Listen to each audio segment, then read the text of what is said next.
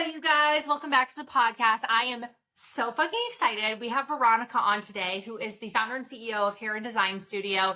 She is such a genius when it comes to business and branding and marketing and web design. And she has just an incredible story of literally going to school for speech pathology and then a couple years later saying, absolutely not. This is not the vibe. This is not the direction I want to go. And completely figured out how to get into the world of branding, saw someone on TikTok doing exactly what she thought she was meant to do, self-taught herself, and now has a multiple six-figure business a couple years later. The reason I wanted to have her on the podcast is because, one, so many of you guys are sitting on your dream ideas, dream vision, dream businesses. And the idea of getting started in that comes with imposter syndrome or heaviness or questions of what that actually looks like. So we go a little bit into her journey of actually getting her business off the ground. What did that look like? How did she navigate that? What did it look like to get her first client? But we also talk a lot about branding and the impact of branding on businesses. Even if you are not a business owner, I think you guys can agree that like amazing branding and incredible visuals can completely transform the way that you actually interact with the brands. We talked about the difference between like Starbucks and Dunkin', my experience with Disney. So there's a ton in this episode. You guys need to check it out, and I hope you guys enjoy. Veronika, welcome to the podcast. I'm so excited to have you.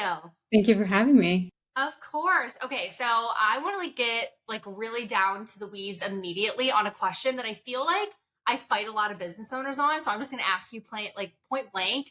When should you invest in branding and web design as a business owner? I have so many thoughts on this, and I was like, that's the first question I'm going to ask you. I think my opinion is a little controversial, I would say, because I've seen so many business owners at different stages in business. Yeah. My opinion is that like the earliest you can start is the better. Because I think a lot of people feel like, when they're starting out their business, they don't have much investments or they want to be very thoughtful where they invest their money. But I always say not investing in branding early on kind of makes you kick yourself in the butt a little later, just because how deeply branding impacts marketing. And business owners then later find out, oh man, like I should have done that. And you can just get to your goals so much faster. So it's really not about, oh, let me look pretty, let me make my business look polished right off the bat. It's more so for effective marketing, for faster sales, for a better volume of clients. So it's really about speeding up the business growth rather than just looking pretty. So I think if you can start as soon as you start, that's great. If you are 3 years in, that's okay. I love that. When you are talking to people who want to invest in branding that are not there yet, a lot of the times I hear they're like, well, I'll just make my logo on Canva. I'll just do a link tree, that kind of stuff. What are some of your please don't do this, absolutely not branding website items? And then what are some that you're like, if you can't invest in it now, these are the best ways to still look professional before you can make that investment? Do you have a list like that? Because I'm very anti certain things, but I was curious from your perspective, what's on your list?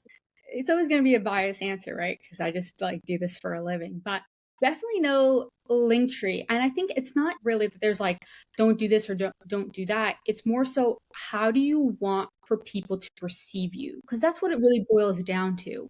So if you are in a luxury market, whatever that is, whoever you're talking to, but then you throw up a link tree, that doesn't set the standard that you're premium in a sense. So it's not really about, oh, what's the fastest way? Let me throw this link tree and let me put it on Canva. It's more like, what's the long-term consequence of doing that?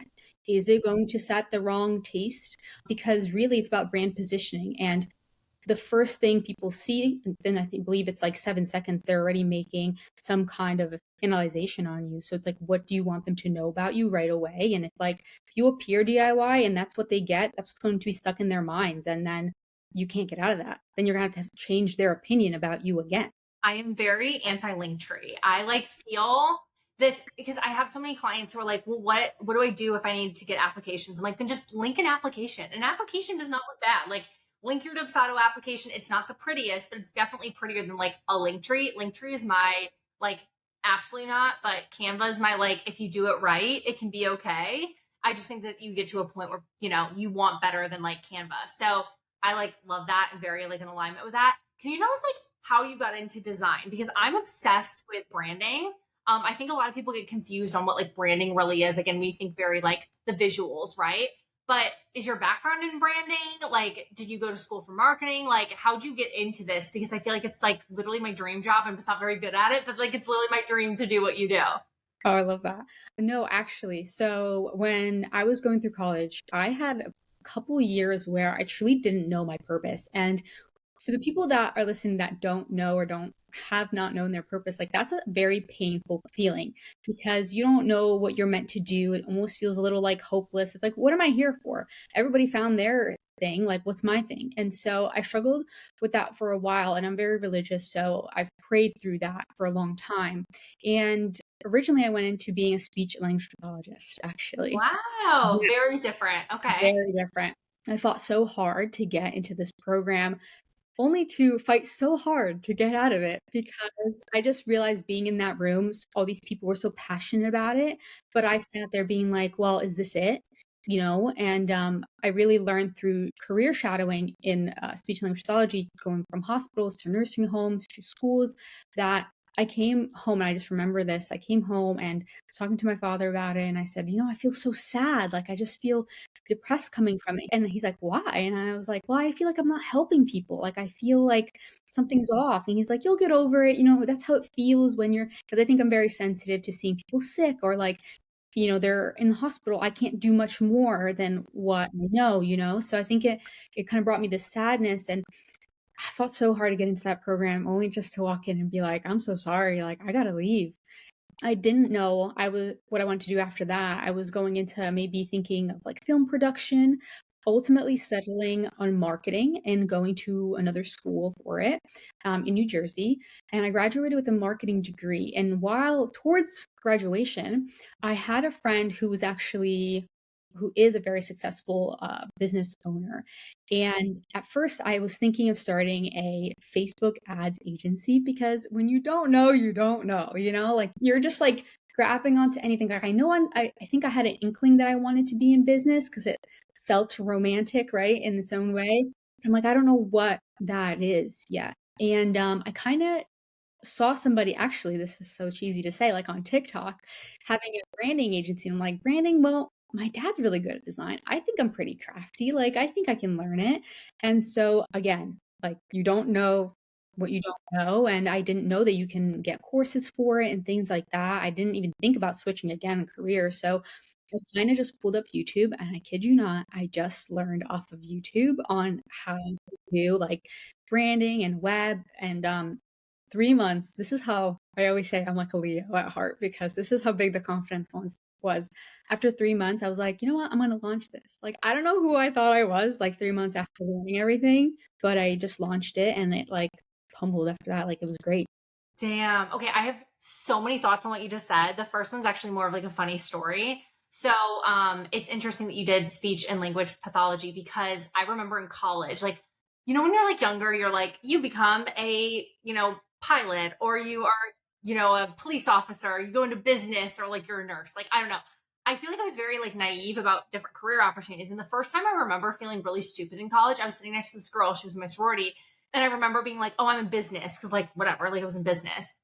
I was like, what are you majoring in? She goes, speech and language pathology. And I said, like, how do you know what that is? Like, I've never even heard of that. And I remember like being in college and then people would say all these majors. And I'm like, what is that? I specifically remember my sorority sister, Mackenzie, being like, I'm in speech and language pathology. I was like, who taught you to want to go into that career? Because I've literally never heard of it. So I always, whenever someone says that, I'm always like, I have a like funny memory of college of being like, what is this career path? Because I always thought it was like, you're in like law enforcement or you're a doctor or you're like a nurse or you're in business or like, I don't fucking know what you are. Or you're a teacher. Like those were like the four categories or whatever I had. And then people are like coming up with all these weird things. Did your parents want you to do that career? Did you always know you wanted to do that career? Like, where did the interest in that even come from? Well, I grew up in a really small town in PA. And so I think when you're in a small town, you hear the same careers kind of rotating. And so I believe like PTOT was very popular back then. We're getting into that being like a PA.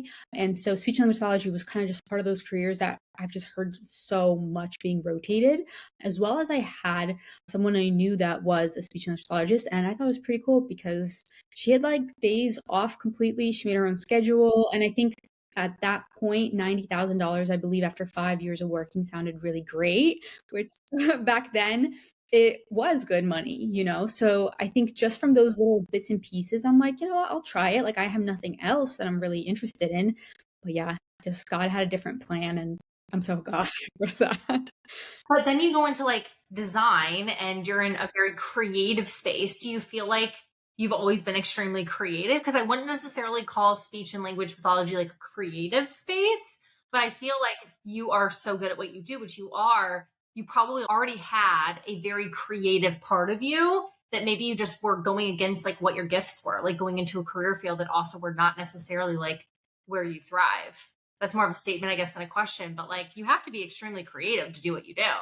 I guess it just comes from my parents because like my dad is very artistic. He like designed and built our whole house in Ukraine because I'm from Ukraine originally without, anyone's consultation. He was like, I'm just going to do it. And he just did the whole blueprint for it. So I think it just runs kind of in their blood. And my mom, like, she's a very big perfectionist and she loves crafting, like everything. She'll craft like a whole wedding if she has to. She'll do like floral pieces. So I think it just came really easily to me. I just didn't know how to blend art with business in a way that made sense, because when I thought of art back then, it was like art school, which I know back then it was like basically you make no money and I don't know where you're going to end up. So I'm like, and it kind of, if that's all you know, if that's all you heard, that makes you scared. And it makes you not want to pair those two things in a way. So being exposed to a new idea was like, all right, well, I got nothing else to do. You mentioned your parents several times. It sounds like you have a pretty strong relationship with them. How did they feel about you pivoting careers? Were they happy for you? Were they like nervous? Or did they think you should stick your path a little bit longer? Like, what was that conversation look like? What were those discussions? Like, types of things were you having? At first, my dad was definitely like, kind of nervous because he's like, well, didn't you just fight so hard just for them to accept you here? Where I think my mom was way different. I remember, graduating college, and it was really the choice between go get a job, like a real stable job, or start a business. And I remember mom being like, well, if you're going to do it, then just put your whole heart into it and don't look back. Like if it doesn't work out, you always get a job, but just try it. So I feel like they've always been supportive. I've never had like a tug of war with them on anything. I'm very like independent. I'm like, I want to do me, and if this is wrong, then it's wrong, and we'll come back to talk about it. But yeah, strong decision maker. I think because of them, just because like everything I've seen, and my grandma was actually the first one to come to America, and then my parents followed, and so like I just remember my grandma being like, "Well, if you don't do it, who's going to do it for you?" Like point blank, period. Are you going to have fear, or you're? So I think I come from like a very like brutally honest family with like absolutely no fear. Very like strong females in your lineage, I guess you could say, in your or lineage is the right word. But yeah, I think that's really cool. So you then were like, I kind of have an idea of what I want to do. You saw it on TikTok, which I also thought is interesting because my first business also started from TikTok. I saw people asking questions about finance and people were talking about financial coaching. And I was like, I could do that, and literally built a 7-figure business a year and a half later because of that. So like when you saw that on TikTok, what were your initial thoughts? Like there's an opportunity for this to just like open your eyes of like what you could create. Like what was that initial like connection point? And then what was the execution after that then led to you launching the business? Before I saw it, I already saw another, I forget his name. It was another gentleman that was doing the Facebook agency. I think his name is Iman Godzi. Like that was my original thought of business, right? So when I saw those people, I already knew that money could be made. Yes, it's a little bit different than what I know business to be. Maybe it'll never work out, but like again, I have nothing to lose. I have no other plan B. So it's like as out there as it felt, because it really felt like not a real business. The idea was like romantic, but I didn't know if it could stand the test of time in a sense. And I'll share this because I keep this in my heart so much. I remember when I was starting out, I went to do like a hobby, and I remember this woman who was running this studio that I went to for this hobby. She was like, "You're launching a brand and website agency? Like, yeah, that's just not gonna last." And Wow. I remember being like, "Why? Why do you think that?" And she was like, "Oh, it's just like temporary. Like people can do it themselves." But I was like, "Yeah, a lot of people can do a lot of things themselves, but we end up paying for stuff to be done better or to be done the correct way." So it's so funny. I'll always remember that because sometimes I want to walk back in and be like, yeah, remember when you said that? Well, look where we are now. But to answer the pivotal point, I guess it was the fear of getting a real job. That was like the pivotal point because actually, this is again a silly little thing, but I found this candle once a long time ago in Target, and what it said on it, it says be the more, and on the back it said find your fire. And I don't know why I never cut things out. I never really collected anything, and I remember cutting that out and I framed that, and I had it framed for so long, and when I was praying, I'd be like, oh, I just want to find something that like lights my soul on fire, like something that feels bigger and more and different. And that's when I realized, like, well, this might be that. And the fear of just getting a real job was just a little too scary. So I'd rather fail and try than get a real job. Yeah. Well, good. Also good for you in that, because again, one of the things I think is very impressive about your story is like, you didn't necessarily have all the answers, but you had like the desire, and you let the desire lead the actions that you took to then create what you have. I'm curious, when you then were like, all right, I'm going to kind of figure out how to do this, because you mentioned like YouTubing and kind of being self-taught. Did you have imposter syndrome then because a lot of women I know struggle with imposter, like I hear that word all the time. Did you feel like you had a lot of imposter syndrome when you launched? Like, did that impact your pricing or the way you showed up? Or were you just like, I'm going to fucking fake it till you make it? Like, what was the, I guess, emotional side of like figuring these pieces out to then get the business launched? Like, did you struggle with that? Or you just were like, I'm going to show up as if I'm literally the best designer in the world? I guess because you don't know what you don't know, and you don't know what really business is or how it holds or how it's going to pan out, there wasn't much imposter syndrome because I wasn't comparing myself to anything else. I just kind of met myself where I was. So I think imposter syndrome maybe creeps in kind of now rather than then because I didn't know enough to have imposter syndrome. And so I didn't compare myself to anything. I just compared myself to what I knew right there. And I just kind of kept going. And thank goodness, honestly, I didn't know like what I know now, because like if someone took my brain now and put it then, I'd probably be like, oh, never mind. You know what? That's a little, you know? So I didn't really know what I was getting myself into or how long it would take or all the challenges or milestones. It was just a desire. So I just, there was a little bit of a period of like, is this going to work? And that was probably the first initial 6 months after launch because I was so new. I didn't know how to get a client. Nobody taught me anything. So I was kind of like trying to get a client for the first 6 months. And because I wasn't really getting anybody, I kind of turned and focused on making the back end of the business, which was like making an LLC, like the little things. And then I remember it was 6 months in, summer ended, and I was like, is this really what I'm supposed to do? Because I have not sold anything and I have not served anyone. And I remember praying really hard. And I just remember saying, like, if this is the calling, God, that like you want me to do, then bring me the clients that you want me to work with. And I remember surrendering my business to God and dedicating it to St. Anthony as well, because I'm part of the Catholic Church. So St. Anthony's pretty big as well. And I kid you not, like 3 days later, that was like one of my first clients. And from there, it just like went into a multi-six-figure business. Wait, how'd you find the client? They just found Found me. you? Yeah, I kid you not. 3 days after that prayer, it just started rolling in. I was like, okay. And how long ago was this? 2021. Okay. So it's been like about 4 or so years that you've been running a business. What does like phase one of your business look like? Like, as you look back, like what were the offers? What was what was the skill set? Like when you think about kind of like phase one, what does that look like to you? I think it was a lot of learning on what makes up a business, really falling in love with that. It was also understanding more and more and more about branding because I knew what branding was, but to educate someone on branding and how it changes their business is a whole other thing. And I think I really wasn't good at communicating the value. That was kind of like my issue.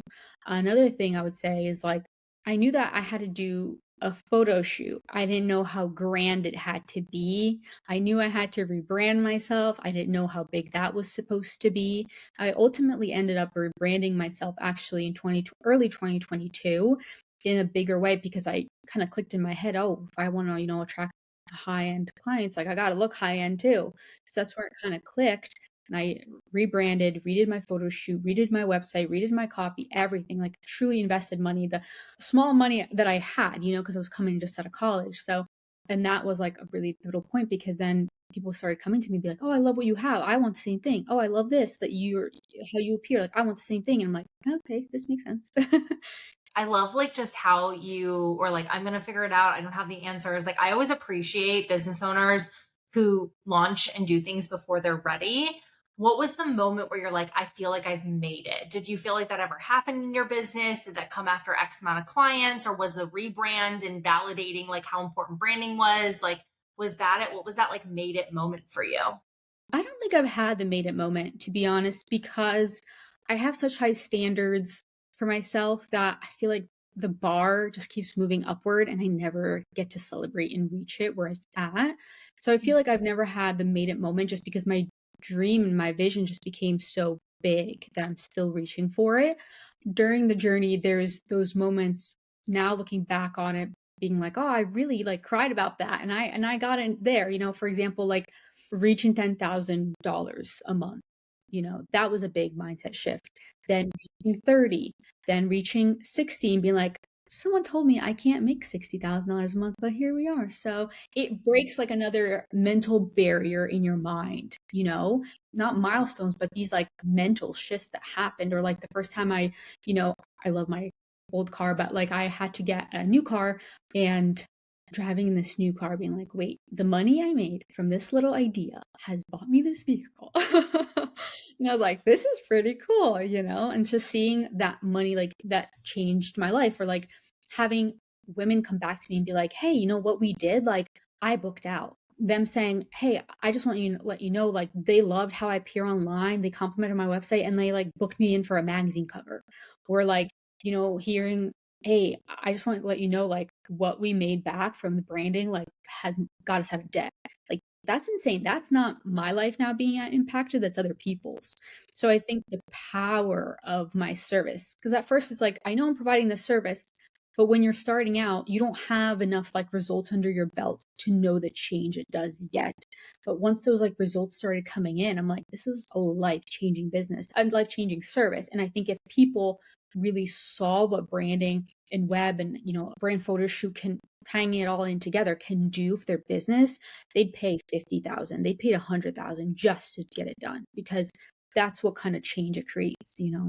Yeah. I feel like a lot of the reason that you've been very successful, you've said it now a couple of times, is you always focus on service over sales. You're like, how can I serve my clients? I wanted to serve clients. Even when you said like my first client, you're like, I need to find someone to serve. I haven't served anyone yet. Like you focused on service versus the sales. Do you feel like that's like a personality trait, or do you just feel like you went into business with the right mindset? Because a lot of people, their first thoughts, and a lot of people would have quit in those first 6 months being like, I haven't made a sale yet. I'm failing, but you were very determined to like, I'm going to find people that I can serve. Like, where does that come from? Is that a religious thing? Is that just like you as a person? In full transparency, when you're starting a business, especially when I started my business, not knowing anything about business, right? Like I'm not here educated at all about ethics and never took a business ethics class in my life. So to kind of start a business back then, it was for profit, right? Like that's kind of what I knew. Oh, you get into business to make money. That's all. That's really what it was. But then like what I ended up realizing, I think getting to know people right off the bat, like right off the discovery call, it was like my default to sympathize, put myself in their shoes and being like, well, right now on this call, I'm your friend and this is how I would help. So I think I don't approach discovery calls with like a sales mindset in terms of like, let me follow this script and let me like, you know what I mean? I that feels really like sadly icky to me because I know that it could be a faster call, because like salespeople close people in 15 minutes. But when I approach a sales call, it's more like a friend talking to a friend and getting to know the problems. And honestly, like I offer solution on the spot. I'm like, well, okay, so if this is happening, it's probably because of this. So I think I would do this to fix it. So I think it's a default. I like fall into it. And sometimes it works out, and sometimes it doesn't. Like some people don't resonate with that. Yeah. I honestly think that's like the perfect way to do it. I come from a very strong sales background. Like I was very like technical business, school for business.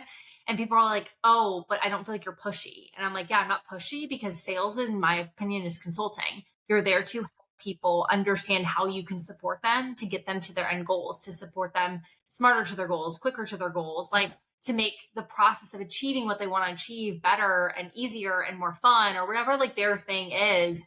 And a lot of times I think from a sales perspective, we're so focused on like, how much is this person going to pay me, or how much like value am I doing? And I think a lot of the times the best business owners are really good at making people feel safe and seen and heard. And I think that that's what you're like alluding to in your sales process. I want to like pivot a little bit to like business and like what your business does, because I asked you a couple questions in the beginning, but like branding and web design, like I think people understand like what a website is. I think people, again, branding, their brain is like the visuals of branding, like the logo and the colors and the fonts. But like, how is your perception of the impact of branding? How has that shifted over the last 4 years in your business? Yeah, I mean, it's shifted tremendously, from what I started as to what we do now. I feel like it's such a business changing service that sometimes, like, over calls, I just want to like reach through their phone and be like, this can solve all your problems. Like, and obviously you can't do that. You can't be as passionate because you'd be like, oh my gosh, what did I freaking call?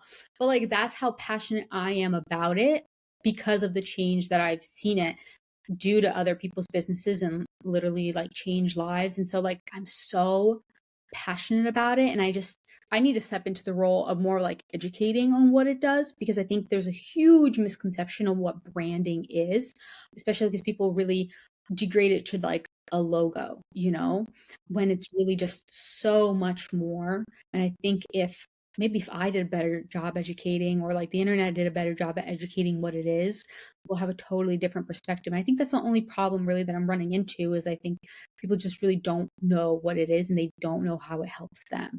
Yeah, when you think about like why your clients have hired you, I'm assuming probably for web, most of them are thinking from like a conversion standpoint.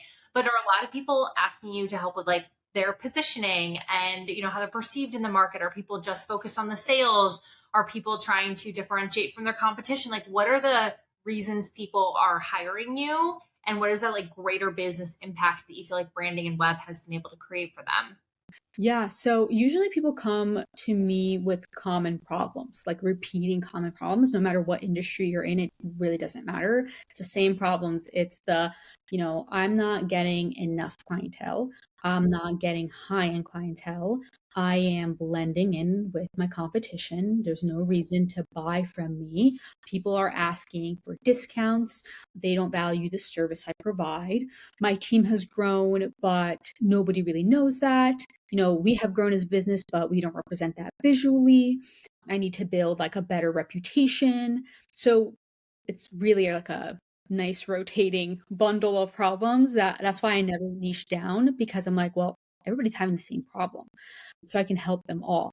And what I wish people knew more is that, it's not just a website. It's when brand strategy comes together with brand visuals, when it comes together with website, when it comes together with brand photography, that creates literally the storefront of your business and how you're perceived, how the company's perceived, which directly impacts better marketing and better conversion. Yeah.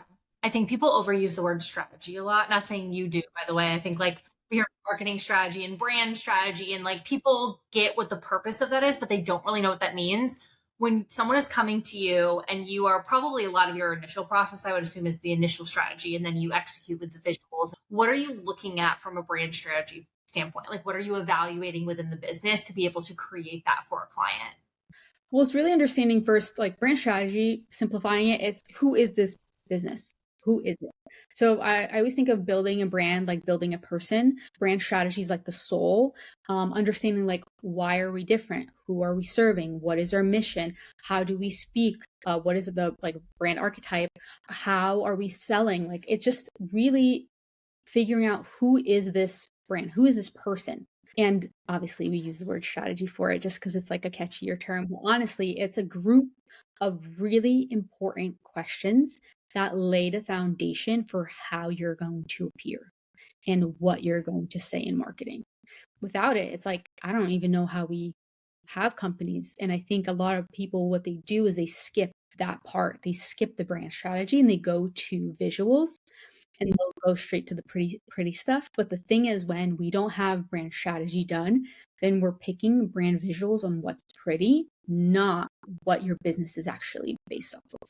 When you're like working with clients, what do you feel like they're missing or making the most mistakes on? Is it just the visuals are really pretty and they don't actually understand the greater impact? Like, where are people making the biggest mistakes from a brand strategy, web design, branding in general place? I think the mistake is jumping straight to marketing. That's like the biggest mistake. Like everybody's just like, I have a service, great marketing, boom. And it's like, yes, does that give you in turn some profit for you? Sure, but it's not going to serve you in the same way. And now you just like, because you skipped the most important part of building your company, like the face of your company, now you're just seen as a service. So, like, no wonder people ask for discounts. No wonder people price shop and they're comparing, for example, you as a hair and makeup artist to another hair and makeup artist because you're not even giving them a reason to buy from you. You're just letting them evaluate based on price. So, it's like, it's skipping the reasons someone should buy from you and choose you. So I think the whole skip of brand strategy, or they'll skip the website portion, they'll just do a logo. Like there's so many pieces people just skip and go straight to marketing because that's how they think will get them faster profit. And it'll give them profit, but it won't give them the best type of profit. That makes sense. I'm curious, this is kind of a random question, but when you think about like brands out there, not necessarily clients you've worked with, what brands or what like brand do you feel like is like getting it right when it comes to brand strategy? Like, can you give like our audience like a real world example? Like this brand, like they're doing it right and why? I know that's a random question. I'm putting you on the No, spot. it's okay. About that. No, this is a really good example. So the two ones I actually think are Dunkin' and Starbucks, to be Oh, honest. okay. Yeah, if you compare them, like they're both in the industry of coffee, but they're serving two different clients in two different ways. And it's so funny because their brand strategy, their brand positioning, how the companies are positioned is so different. Like Starbucks serves like the urban professionals, like people who are taking their time, they are willing to pay more for a drink, they want something, Too much for a drink, extra. so much Right. money. Right, exactly, right? There is a different type of customer versus Dunkin' is the affordable on the go, like it's 5 a.m. I'm running out the door type of thing. Like, so two different avatars, but they're both selling coffee. And their price point, think about that too, how it impacts their price point. Dunkin's like $2, where Starbucks is like 7. Well, that's all based on brand. They're still selling you the same coffee. Whoa, those are such good examples. Anytime I think about branding and just like smart brands. So I've been very lucky. I've worked for Disney and Target, like big companies. And I remember so vividly, I took a class with a marketing executive at Disney, and he's like, we are premium, like we're a premium brand. And I was like, I'm trying to understand like what that means. Like I know that, but what's an example of that? And I remember he said, if you go into Disney right now, like any Disney store, and you buy a DVD, like Snow White, old as shit, like you can go get it at Walmart for $1. He goes, it's $30 at Disney. People pay $30 to buy it from Disney because we don't discount, like that's our brand, and people pay it all the time. And as someone who did not necessarily learn a lot of branding when I grew up, like I feel like I went to school and I did like marketing and sales. Like, I didn't really understand brands. That was, I think, like the first time where I was like, you're so fucking right. Disney's literally selling this freaking DVD that's 100 billion years old at $30 just because it's in the walls of Walt Disney World, whereas you could go down the street and get it at Walmart for $1 because like that's how they want to be perceived. Like they're luxury, they don't discount. They're really known for that very premium experience, and everything they do matches that. So like it's interesting as you were talking, you're so right, because I think Starbucks really was such a disruptor where people were typically paying $1 or $2 for coffee. And here Starbucks came in. And the only reason that they were really successful in doing that is because they understood their branding and their positioning, and they fucking leaned into it, even if it was completely different than everyone else in their industry. Yeah. And I think online businesses versus corporate branding gets treated really differently. Like, for Starbucks, it's like 17 billion times more important because that's what's impacting the interior design of their store. Same thing with like Disney and even like luxury goods. I think that's another one that people like. I think the status of something is so fascinating, how people like pay a large amount of money for a bag because it's part of a one brand versus another. Yeah, and like just like that example right there where they set up like a certain, I'll call it like like a game to play to get that bag, to shop more so it can be offered to you. You can't buy it. Like that is all really deep psychology to make you think that this is like, well, if I'm getting offered, nobody else is. This is better. I have to have it, right? Where, to somebody else, they can look at it and be like, well, I can just buy a bag at TJ Maxx and it's still good. I feel like I could talk. Oh, I like love this type of stuff. I find it like so interesting. I actually have one last question for you that's a little bit more fun, but dream brand. If you could work with any brand, it doesn't mean that they're bad at what they're doing, like you're going in to fix it, but Right. like who would be like your dream brand to work with right now and why? I always say the Diary CEO. Oh, really? I actually really like what they're doing, so I'm curious about your answer. Give me the No, deets. honestly, it's not that they're doing anything wrong or like you said, it's honestly because I just love everything they put out and like just being a part of that in some way would be amazing. I think it's not really who even, I think it's what I would want to do. And I think the dream thing to do is to take a brand from just an idea to a physical store. Like that would be my dream to like actually do the interior design for it based on the brand, like chef's kiss. Oh my gosh, Veronica, I could literally talk about this forever. I find this stuff so interesting. Again, like if I was more creative and life would have been different, like this would be like my dream job. So I just love hearing about your story and how you've gotten here. If anyone is curious about figuring out maybe their next phase with their brand or getting a strategy obviously put in place for them, web design, I know you do a ton of different services. Where can people connect with you? Yeah, best place would be Instagram. So it's Heron.design studios, Heron, Heron, period, design studios. I love it. Oh my gosh, thank you so much for coming on the podcast. This was the You're best. welcome. Thank you for having me. Of course.